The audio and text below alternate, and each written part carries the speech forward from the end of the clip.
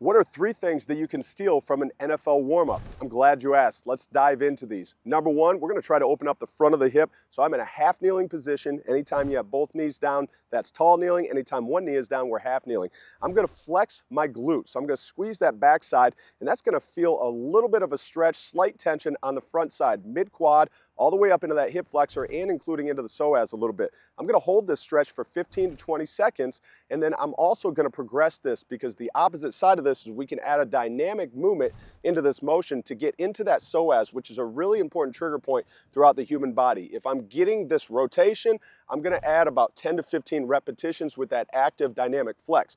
Once again, we want to hit both sides of the body, so as I'm doing that, flex the glute, rib cage stays down. I'm always focused and conscientious of my posture, so I really want to lock into that position, but that's going to help that hip open up as you're starting out. Any athlete can do this, 15, 20, all the way up to 30 seconds, but light tension. Don't push through pain on that position. The next one is called the world's greatest stretch. So I'm going to lock in, I'm going to get into that tall lunge position, and then I'm going to deep inhale through my nose, and I'm going to work a strong exhale as I rotate out.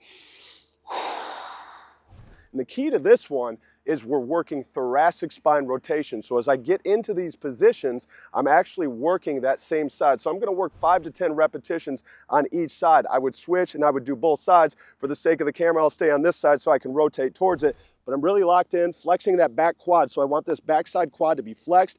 Deep inhale through the nose, strong exhale out. Trying to get as much rotation without pain as possible, opening up that mid-thoracic spine, which is where we're meant to rotate. Third one, we're working the outer hip now. So this is commonly known as a pigeon stretch. I'm going to get in this cross-leg position, and I'm just going to hold this same thing, 15 all the way up to 30 seconds, slowly controlling my breath. Similar to that first hip flexor stretch, if I want to add a dynamic component to this, I can start to add a little bit of a rotation with that breath. Deep inhale through the nose, slow, steady exhale out through the mouth. So as I get into the stretch, if I'm adding that component, I'm going to work between 10 and 15 repetitions. Or if I'm just purely static, that means staying still and holding that stretch position. I'm just going to sit in there for 15 to 30 seconds, maintaining good breath, good posture, good strong core. The beauty about these, we're activating the body, but we're working on hip mobility. We're also working on thoracic spine mobility. The best players I've ever worked with, the Aaron Donalds of the world, the Calvin Johnsons, we focused on these same stretches, and any athlete at home can do the same thing too.